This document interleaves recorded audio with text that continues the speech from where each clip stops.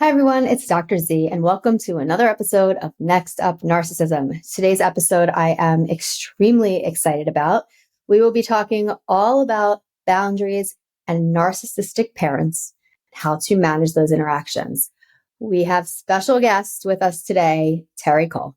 Terri Cole is a licensed psychotherapist, global relationship and empowerment expert, and the author of Boundary Boss, the essential guide to talk true, be seen, and finally live free. For over 2 decades, Terri has worked with a diverse group of clients that includes everyone from stay-at-home moms to celebrities and Fortune 500 CEOs. She has a gift for making complex psychological concepts accessible and actionable so that clients and students achieve sustainable, meaningful change. She inspires including myself, over 800,000 people weekly through her blog, social media platforms, signature courses, and her popular podcast, The Terri Cole Show. Personally, I absolutely adore Terri. I think she's brilliant. She really understands boundaries. She really understands narcissistic personality disorder, particularly within parents and their adult children. So I really think you'll enjoy this episode, and I think you're going to come out learning a lot. So enjoy.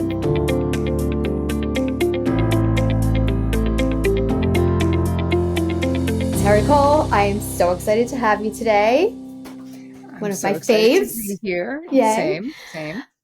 So we're just going to get into it because I have a ton of questions for you. And I know that my listeners are, let's just put it this way. I would say that the majority of the questions I get are about boundaries, how to set them, and why boundary setting with narcissistic relationships is very different than your run-of-the-mill, just difficult relationship. So my first question for you is, just generally speaking, can you define what a boundary is so that people are very clear on this? Well, boundaries, what they are, I want you to think about them as your own personal rules of engagement. This is how we let other people know what's okay with us and what's not okay with us. According to Terri Cole, your boundaries are comprised of your preferences, your desires, your limits, and your deal breakers, like your non-negotiables. So really think about what that is. Preferences, desires, limits, and deal breakers. And it's not enough to know them, which a lot of people don't even know them. You have to know them and then have the ability to clearly and concisely communicate them when you so choose. So this is what makes having healthy boundaries so complicated for people, because even if you do spend enough time on yourself to know what your preferences are, knowing how to set a limit with someone else can be very challenging, because we've all, what do I like to say? We're all raised and praised to be self-abandoning codependents. So what do you mean? Whatever do you mean? Yeah, exactly. Right.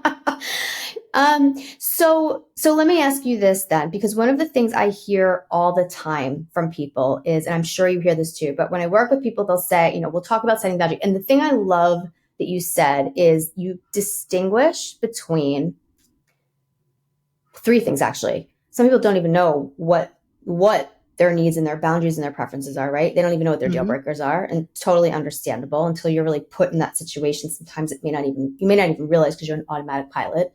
And the second is the difference between knowing what healthy boundaries are, but then actually putting them into practice. And that's the difference between talking about stuff and then actually taking the behavioral steps necessary to do so. And that's the harder part, my opinion. So I have people who routinely come in and say, all right, I did what you said. I set the boundary, but it didn't work. And I'll say, why didn't it work? And they say, well, I set the boundary and my mother-in-law did X, Y, and Z anyway, or my spouse did X, Y, and Z anyway. And then they leave that feeling like their boundary failed. Can you give listeners kind of a general overview of why that's incorrect? Well, part of it is it's not that the boundary failed, it's that you failed to enforce it. And so those are different things. And I think that I want you to expect in the beginning of you establishing new boundaries with people, I want you to actually expect that you're going to get pushback from them, because you are. So if we look at relationships, let's just back it all the way up. Let's look at relationships as what they actually are. We all do relationship dances. I do this, you do that. This is how relationships function. And so when you change your step to a dance that you've been doing, especially a dance you've been doing a long time, the other people are going to notice that you're doing something different. And many times they're going to feel threatened. Many times, and this is not because they're jerks. This is probably because they love you. And they may not even know consciously that they feel threatened, but they don't want to lose you. They don't want you to change so much and get so healthy that you no longer need or want them. And a lot of times this stuff is all in the basement of your mind. It's all unconscious. People are not even aware of it. So expect that. First of all, the way that I teach how to set boundaries is that we put people in categories. Because if you have someone who's a boundary first timer, there's one way that we approach them. I love that. Right? A boundary first timer, because you're so dead on. This is why I love you. Right. It is, you're so dead on, because there is such a difference between a boundary first timer and repeat offender. And repeat offender. You're so right. We make that distinction though. So you're a boundary first timer. You're So giving smart. them the chance. You're giving them the opportunity to care about how you feel. You're giving them a chance to do something different. You're sort of having faith that perhaps they're going to care enough. And what you're going to find is that many people will. Yeah. Many people will be like, wow, I didn't know you felt that way. Thank you so much for caring enough about me to tell me. So you will have those. And then you'll have the people who, as we said, will feel threatened, maybe get defensive, maybe say, I can't believe you're saying this, or you're being so self-centered or so rude or whatever it is. But you won't know that. So again, even if you have someone, let's say you work with someone and you think she's a boundary bully. I always say to my therapy clients, have you said anything? Have you made a simple request to Betty, the boundary bully, to stop eating your food in the fridge or whatever the thing is? Right. And they'll be like, well, no, but she knows I'm pissed. I'm like, right. Her knowing you're pissed and you setting a boundary are two completely different things. Mm-hmm. So it requires the boundary setter to be mature enough to handle it like a grown up. That's right. Where we just tell the truth. Then the third category, though, and I'm going to go back to what the person should do about their mother-in-law, because I think we should let's close that loop first, and then we'll go to the third category. Yep. If you make a simple request that your mother-in-law not come early to your house when you're having people, but she still insists. So she came early anyway, even though you asked her not to because you weren't going to be ready. That time, because again, especially with a mother-in-law, you're going to have to establish this boundary a couple of times probably. So she comes early and you can say, oh my gosh, I'm actually just going to put my makeup on right now. Do you remember we had this conversation? I asked you to come at 1, not at 12:30, because I knew I wouldn't be ready. So I'd like to make a simple request next time. We remind the person, we reestablish the boundary. Listen, it's your mother-in-law. You're not going to fucking kick her out of your house. So, correct. All right, you deal with it, right? And again, the reason why boundaries are broken up into the categories that they are, according to me, is that they don't all carry the same weight. That's right. Your mother-in-law coming early to an event because she thinks she's helping you is not the same as your partner relapsing on drugs when they knew that was a deal breaker for you. Right? Correct. Yes. Even though these are all boundary situations that we're talking about. So we have the first timers. You give them a chance to care about how you feel, basically by sharing. I'd like to make a simple request that you not come early. If you have repeat offenders who are repeat offenders, you would have a different conversation and you would attach a consequence. And this is what makes it different. Mm-hmm. So we'll give a silly example, a simple example. Your partner says they're going to come home at a certain time to eat. That particular night you're cooking, you say, we very well established, let me know if you're going to be more than 10 or 15 minutes late, because then I will not have the food out, right? I don't want it to get cold or whatever.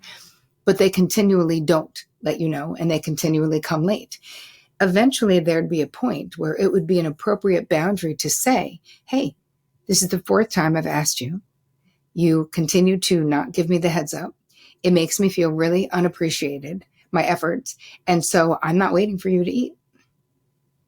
So you can get your food will be in the fridge. It's not like I won't make food for you. I will, but I'm not going to sit and wait with you because I'm really upset and it doesn't work for me. Like I'm being held hostage when you could easily, it would take you 1 second to text me.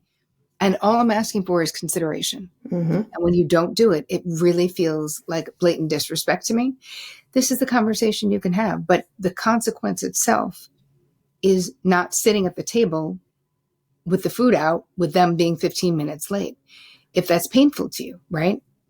So let me ask you a question. Sure. Then. When you're setting consequences, one of the things that I tend to kind of push with people is that I try to explain to them what happens if you set a consequence and then the next time the behavior occurs, because it will, because it's new, you don't hold that consequence and enforce it the same way. So what's your view on not setting a consequence unless you can guarantee that you'll enforce it even more than the majority of the time, like pretty close to 100% of the time? Well, the problem with not enforcing it, of course, is that people don't care about what you say. They care about what you do. That's right. Because what you do is the truth. So if you are filled with hot air and you're threatening to do something, first of all, that's why consequences need to be commensurate to the offense, right? They need to make sense. We don't want to be over the top, like I'm moving out if you're late 15 minutes. Because it's like what my husband says to my daughter. He'll say, like, if you do that again, you're never going to have another play date again. And I'm like, really? Stop. Right? Stop. We know that's not true. That would be torture for me. Like, we know that's not true. And, and also, but setting it inconsistently just increases the behavior you don't want. Right. And so it does. And I think that this is why I think that one thing people struggle with a lot are what are appropriate consequences? What makes sense? And I think that before we get to that, which we can talk more about, and then I want to talk about boundary destroyers, which we will, which is where narcissists fall in. Exactly. I also want to talk about providing context when you make a simple request. So, I think a lot of times people will confuse providing context with convincing the other person that you have a right to have the boundary. So you want to be really clear that I will choose to provide context to you because you're my friend, right? I would, if you asked me to do something and I couldn't do it, I wouldn't just say, no, I'm unavailable. I would say, I'd love to do it. Think of me next time. I actually have my niece's recital on Wednesday, so I'm unavailable. As a friend, I want you to know, you asked me to do something, I actually really want to do it. I just can't be there this time, but think of me again. Yes. And again, I'm not convincing you it's okay for me to not do the thing on Wednesday night. I want you to more deeply understand me, which is why I provide context, or deeply understand my actions.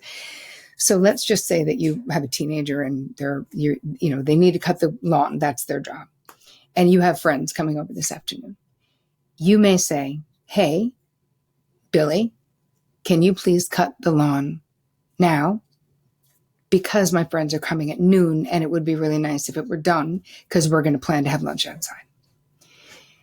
Again, we're not convincing Billy, right? We are letting him know there's a reason why there's a little bit of urgency to this request. Can you please do it? And of course, we're always treating people with respect and kindness, because I think a lot of times people feel like if you have really good boundaries, you have to be really bitchy about it, or really, my way or the highway about it. And that's just another form of disordered boundaries. Correct. That's just having rigid boundaries instead of having porous boundaries. Yes. So we really have to dispel those myths, because when you really think about it, setting boundaries, telling the truth about how you feel, it's the most loving, the most courageous thing that you could do. And the truth is that healthy boundaries, they are the bridges to deeper intimacy, not the blocks. They really are, right? This is how we know the people we love and how they know us.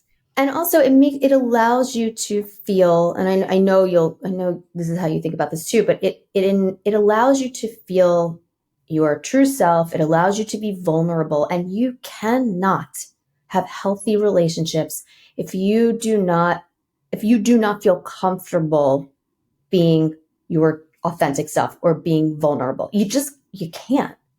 You can't. And it's exhausting because you're always keeping a part of yourself hidden or pushed down. Then the resentment comes. It's just this cascading kind of disaster that happens over years. This isn't something that happens overnight, And I think you bring up a really good point, because I think, at least for me, I'm so used to talking about people that just have such shitty respect for boundaries that I think we lose sight of the fact that most people are genuinely good people who care about you and love you and would be devastated to learn that their behaviors are harming or hurting you.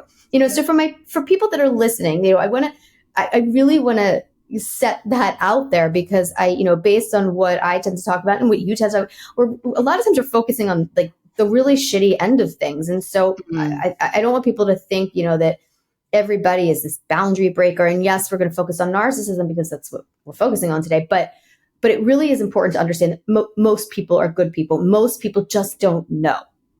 And that's why you have to tell them. And they don't know exactly because you haven't told them. And I would have clients, very old school, sort of be like, well, I feel like they should know. Or I hinted.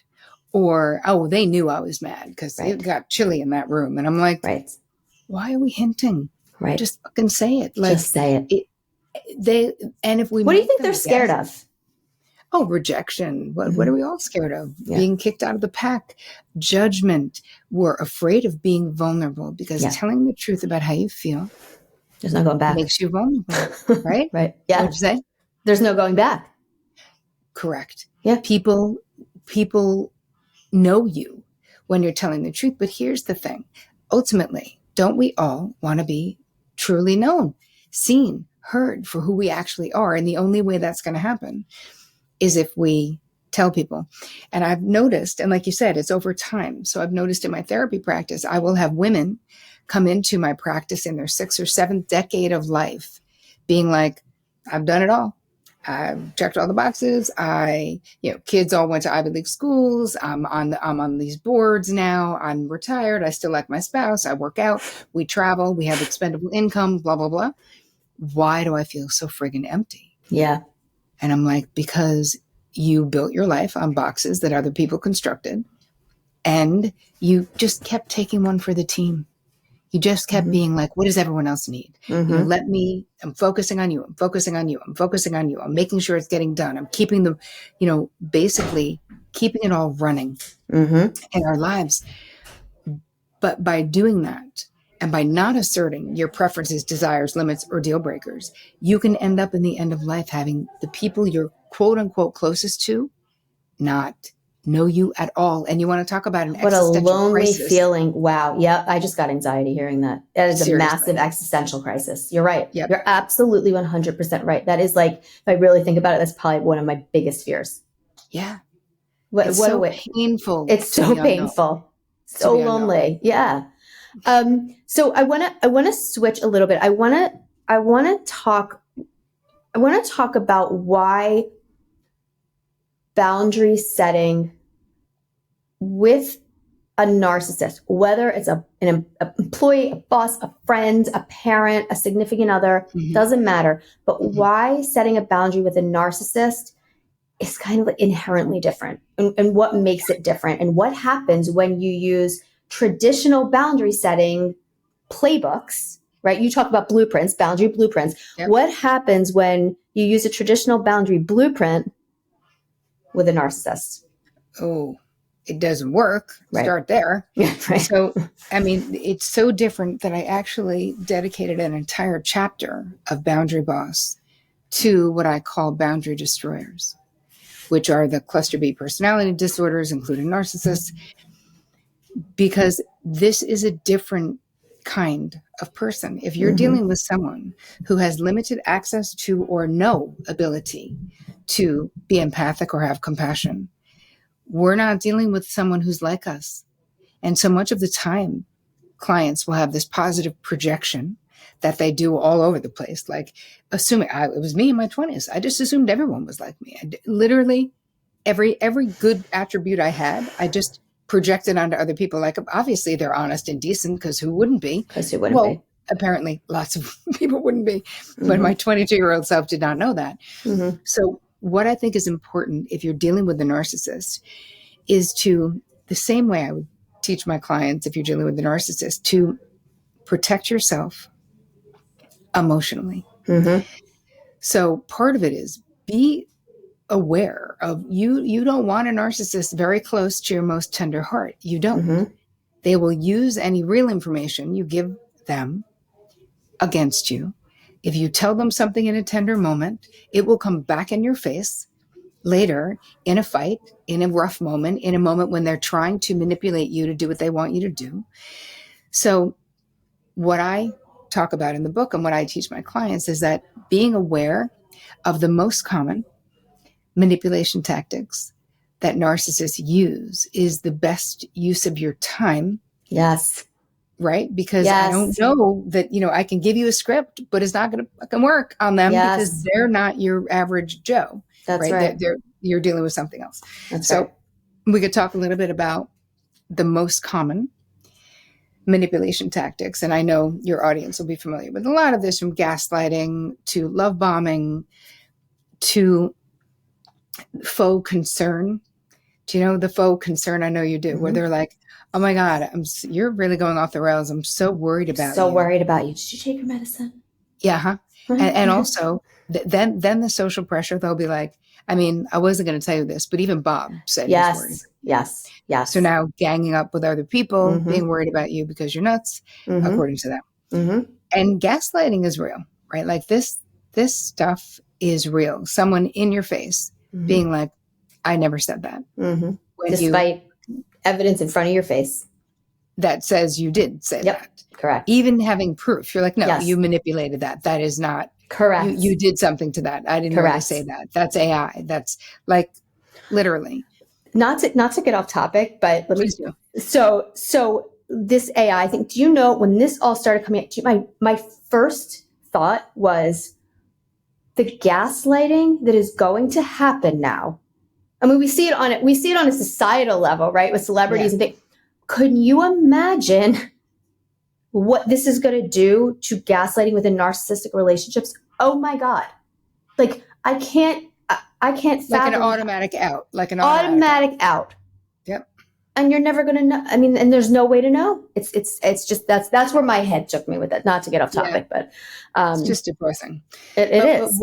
But what do you do is the question. And listen, I think that there are people, you have certain therapists out there who talk about narcissism and, they feel hopeful that some narcissists can change. And I'm like, if you're really certified, well, like for real, if you're really diagnosable, thank you. It's unlikely. And you'd be in a super small percentage that would have enough insight into your own illness, into your own limitations to even want to do the work. And then sustain change over time. Right. No, you gotta, it's hard for regular people. It's hard for people who don't have that diagnosis. Correct. Who are perfectly aware and even the most aware don't make like sustainable, meaningful change. Right. I mean, or we do, but we get that it's a long game. Correct. Right. Like transformation, evolution is a long game. This is, I mean, listen, if we're lucky, it's life. It's a lifelong thing. Yay. We love it, Right. But I feel like if your best bet boundary wise with a narcissist is to put distance, emotional and other, between you and them. So that, because the lever of control that they can pull, it has to do with proximity. They've got to be close enough to you to know what will harm you, what will hurt your feelings, what will make your knees buckle in pain. And they only get that information from you. Mm-hmm. And it may sound depressing. It is. Know what I mean? Correct. It is. That's the reality. It is. But I think you bring up a really good point, and I want people to kind of take this in, that, I know people are going to listen and say, okay, well, what if you live in the same house and you have kids? You can't put physical proximity. Correct. But we're also talking something as simple as moving rooms, right? Like get up, walk out of the kitchen, go somewhere else, or get in your car and go somewhere else. And also, it doesn't have to be physical proximity. Narcissists are just as good and get just as much supply, sometimes even more, from having emotional proximity to you. You could be halfway across the world, but they know that if they can implement some sort of stress, anxiety, fear, anger, whatever in you, and just provoke some emotion that they're responsible for, even happiness, doesn't matter. They have access to your emotions. They have access to your thoughts. They don't have to have physical proximity. Yep. It's like having access to your bank account, basically, right? They know that they're making a withdrawal with or without your permission. So I think that if you're living in the same house with someone, it really is about, don't tell them things that are important to you. Don't share your most tender heart. That's really what it's about. And again, that sounds like a drag. But if you are not wanting to be in this cycle of abuse and pain, which is basically what it is, you've got to take control. Gray rock, become boring, step back, move back. Don't tell them your insecurities. Don't tell them. And I think, listen, Jane, we both know this is complicated, because if it would be super simple. If a narcissist were always just an a-hole. Correct. If a narcissist were always just the problem, of course, is you're cycling through the love bombing, then eventually moving to the discard. So it's like, you've already told them your vulnerabilities in the very beginning, because that's the whole point, right? The whole point is for them to make you believe that you understand them. They understand where you're coming from. They get it. They share those emotions, and they're there for you. You can trust them. So you believe them, because why wouldn't you? Because most people in this world are good, right? And it's very hard to avoid. I mean, it feels, as we always said, it feels fucking great. Like, why wouldn't you do that? And the problem is that by the time, they get to where you're saying, it's hard to backtrack. They already know a lot. And but I always have, it's not too late to start. So they know this about you. Okay. But you also develop as a human being over time and develop new vulnerabilities. Don't share them. Exactly. But I do think it's important to make the distinction, as we are, between boundary first timers, repeat offenders, and boundary destroyers, which I teach all about in the book. Can you tell us about boundary destroyers in the context of narcissists, and how oftentimes they don't appear like that initially, at least? Here's the thing, and we know this, and your audience probably knows this, about covert and overt narcissism. So a lot of times you will have a covert narc who presents as kind of socially awkward, presents as a little insecure, presents as someone you want to take care of because of the way that they are. But when you really start to listen to the content of what they talk about, the way they talk about other people, what they really think about other people, what they think about themselves, what they think about you, it's all coming out. They just don't fit into the category of the out there, charismatic, hogging the proverbial mic type of narcissist that most of us are familiar with, at least in the literature, like what we read. We're like, oh yeah, that person, that's what they are. So it's more insidious and scarier in a way to have someone be this covert narcissist. Yes. But what you will find is that ultimately they cannot respect your boundaries. What you will find is they will ultimately always go for the low blow at some point. What you will find is that you will always fucking regret telling them something that really matters to you, because they will find a way to shit all over it. Like, that's right. And it will take time. And we see this, when I've had leaky faucet, right? Yeah. It's the leaky faucet. Yep. It's just little by little by little. But most of my clients can, when you're moving from the love bombing phase into more of the abuse cycle itself, we can literally pinpoint the moment that they fell from grace, the moment that the person who had been so loving and so amazing and saying how amazing they were and beautiful was like, are you really wearing those pants? I have to say, you look really fat in them. Yep. And just devastated, like crushing. And then, of course, then acting like they didn't say it and trying to be, acting normal. But again, the damage is already done, because you're like, oh my God. It's so jarring. Right. It's like Yeah. this jarring, and that's why it's so memorable. It's this jarring moment where it's like that's where it turned. But you Yes. kind of push it away because of all the wonderful experiences you've had prior to this.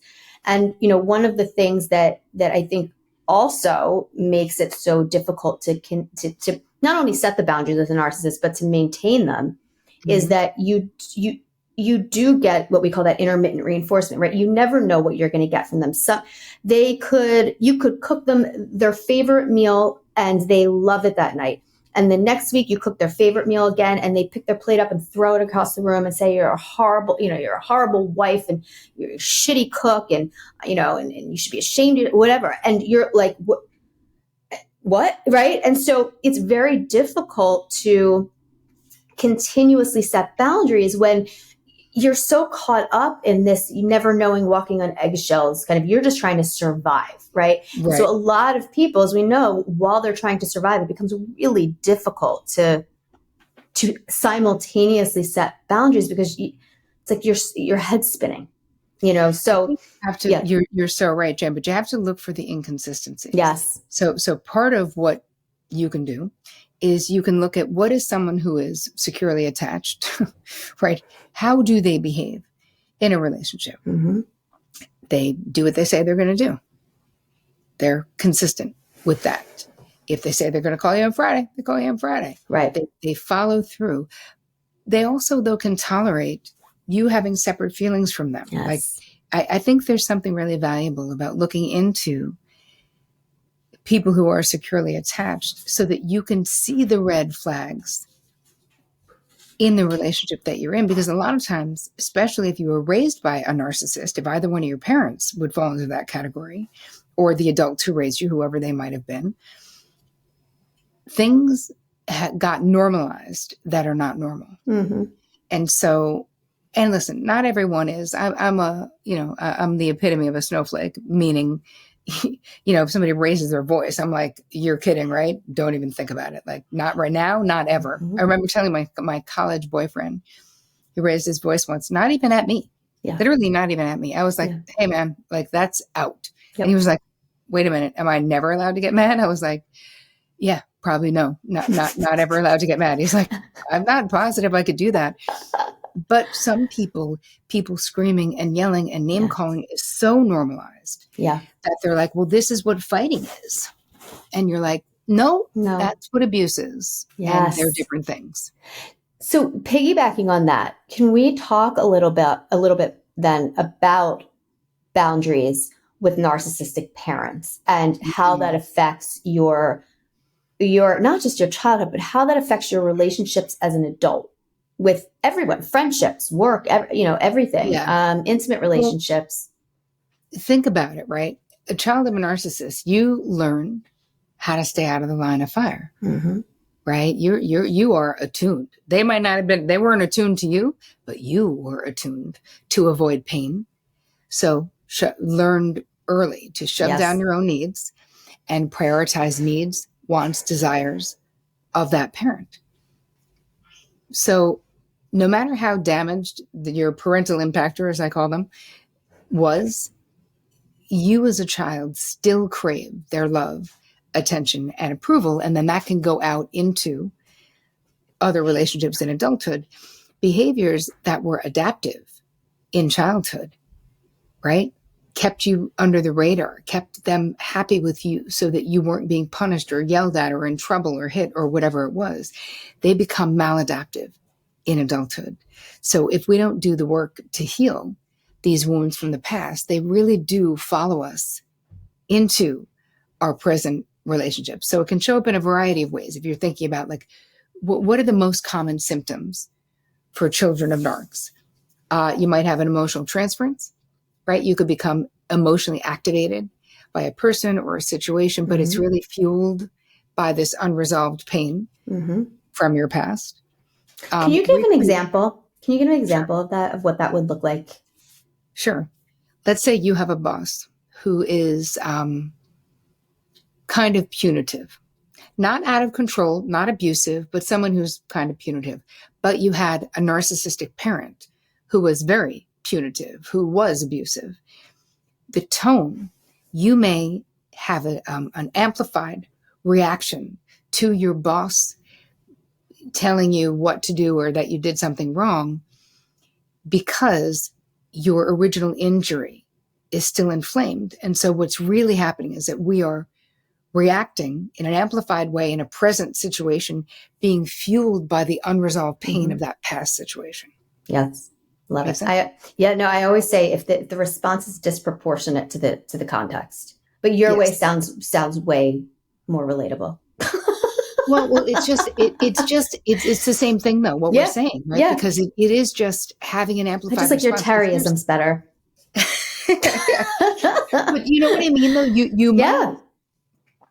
Because another thing that I think is important though, James, to talk about is that your boss might be being a jerk. Just because you might be having a transference does not negate the fact that maybe your boss is being a jerk. Correct. What we care about, and one of my girlfriends, Dr. Shafali, said this great thing about triggers, which I loved, where she's like 100% of the time, your triggers are about you. Yeah. They reside inside of you from your lived experiences. And you're like, oh yeah, duh. Which doesn't mean that the other person isn't doing something that's irritating you or bothering you, right? Or bad. Correct. Right? We're more about, but my response is amplified. Yes. What needs my attention so that I can heal, right? And that childhood stuff. Yeah. All right. Another indication of another result of having narcissistic parent is recreating the relationship with your narcissistic parent in your romantic relationships, as you know, because you talk about this all the time. It's like the way that I view it, though, is like somewhere deep down, the little kid inside of you is really hoping for a do-over. Right? We're like, this time the outcome is going to be better. This time I'm going to be good enough or smart enough or pretty enough or worthy enough for them to stay or for them to treat me right. Of course, the bummer about that is that without therapeutic intervention, without learning new skills, without having this insight into why you are the way you are, it can be challenging to create a better outcome. You know, I love that. We're always looking for a do-over. We are. It's another Terryism. I'm telling you, you should write a book of Terryisms. I think they're so good. Yeah, we're always looking for do-overs. We really are. Yeah. Yeah. You're absolutely right. All right. Another thing that happens from this is codependency. Yep. Right? Because think about what is the codependent's focus? Putting the focus on the other person. And the narcissist is all about, yay, let it be on me. Perfect.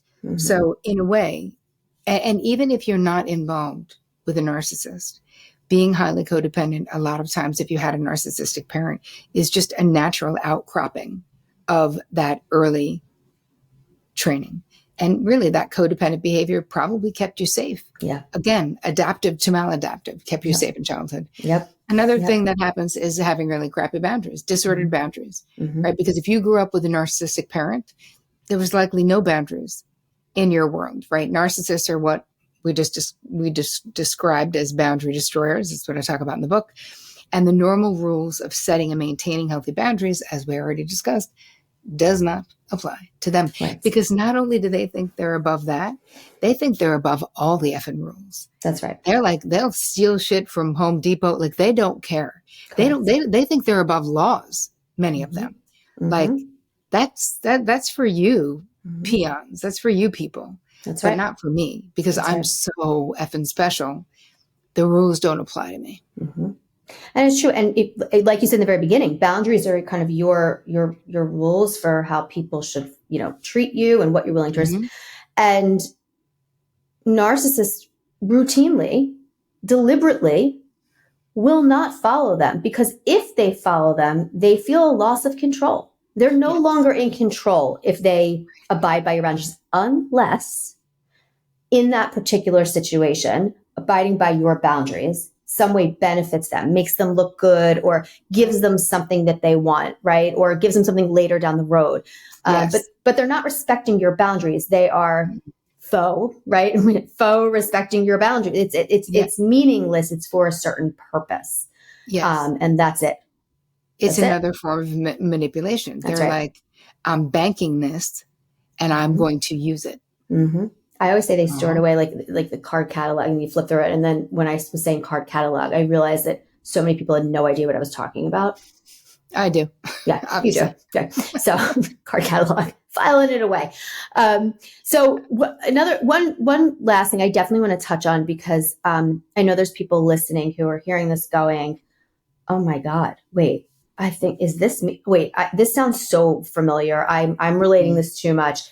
What are some, for people listening that are now kind of, wait, is this my upbringing? Is this my childhood?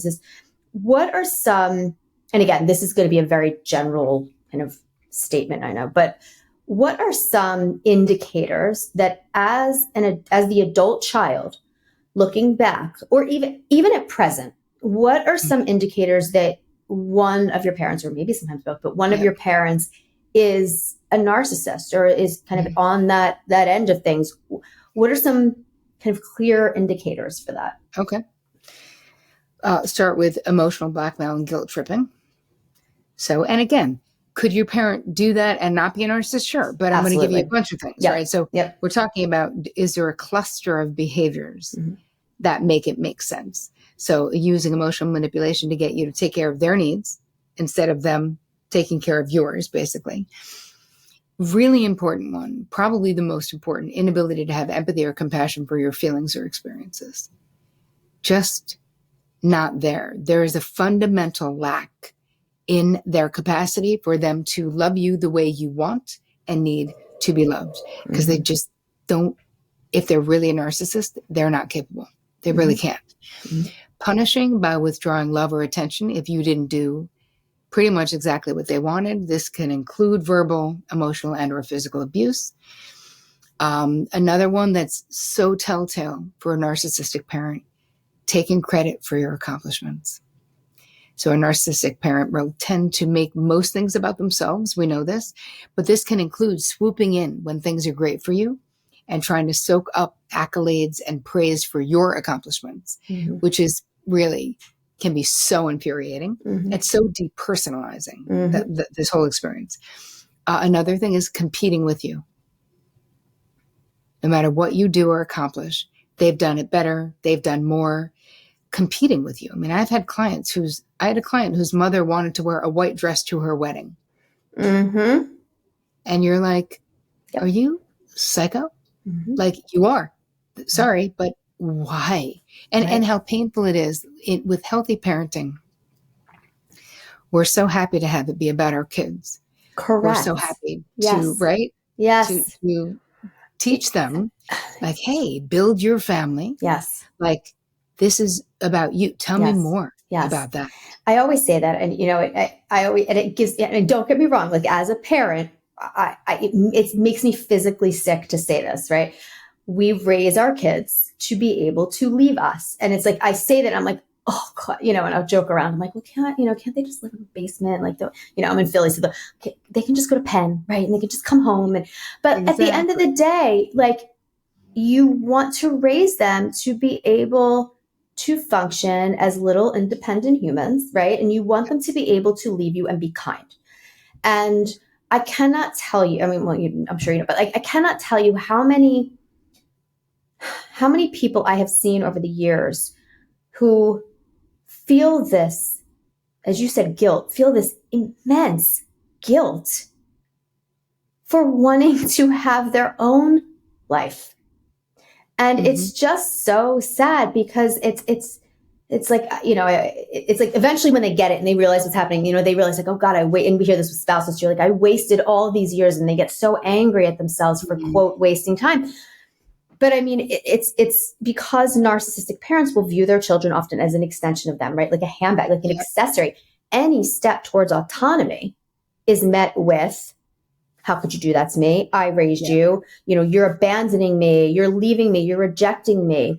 When a healthy parent, as much as it pains us, like you said, we want them to do this. Tell me more about it. I love that.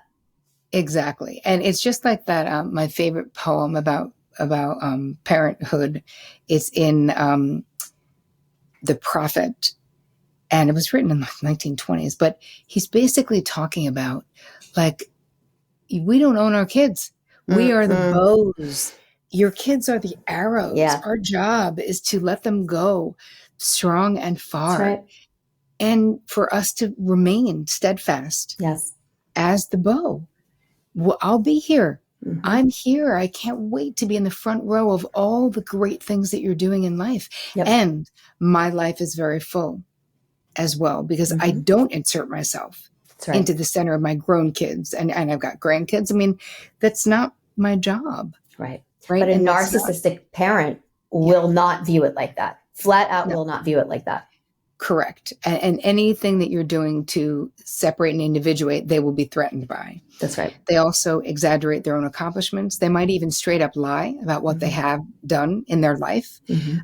Their agenda is the only thing that matters, right? Their truth is the truth, according to them. And another thing to look out for is that narcissists can be very charming. And it's kind of a bummer if you have a narcissistic parent, because a lot of times your friends are like, oh my God, your mom is so love cool. them. So they're so amazing. So amazing. Yes. So because they feed on the attention, right? And they can be skilled at using that charm to get what they want. Not to mention, they can also befriend your friends. That's not normal. If your mother is contacting your friends outside of you, unless it's for a surprise party for you. Correct. That is not normal. That's right. I've seen it happen. Yes. In my therapy practice, where you're like, my best friend is taking a trip with my mother. I had that happen with one of my clients. I was like, why? Why? Right. Weird. Is that correct? Wait. Correct. All right. And again, for those listening, understand what Terri's saying is not one of the, it's a lot of these together, right? It's like looking to see what is familiar to you. Yeah. Okay. So purposefully doing and saying things that make you doubt yourself and your reality, which is gaslighting, pitting siblings or other family members against one another. So poor communication and triangulation, which is talking about, oh, I'm really worried about your sister, blah, blah, blah. So triangulation, breaking your trust by telling other people things that you've told them in confidence. Yes. And you really, if you find yourself regretting telling them things that matter to you, that is an indication. First of all, stop telling them things that matter to you. But that's an indication. Getting overly involved with your friends, which I already hit. Super thin-skinned and reactive. Can't even handle the least little bit of feedback or criticism and will retaliate by blowing up or stonewalling. So that was my comprehensive list. I think that was excellent and extremely comprehensive. Thank you. So Terri, thank you. Is there anything we missed that you think is relevant? Anything that I did not ask you that you think our listeners should know and hear before we tell people where to find all your amazing work? Well, let's just get really honest with, there's nothing wrong with you. Correct. If you had a narcissistic parent, if you fell in with a narcissistic partner, like, you're not damaged. You're not, there's nothing wrong with you. You know what I mean? But there are changes you need to make. Yes. So let the good news be that you can slowly but surely, one next right action at a time, make those changes. We've seen it. We've seen it happen. We've seen it so many times. And it's so satisfying to see. Oh my God, it makes me so happy. Right. When I hear from an old client who's like, the divorce went through and I'm super psyched and I'm going out to Malibu and renting a house for a month. I'm like, amazing. Yes. So you can do it. You can heal.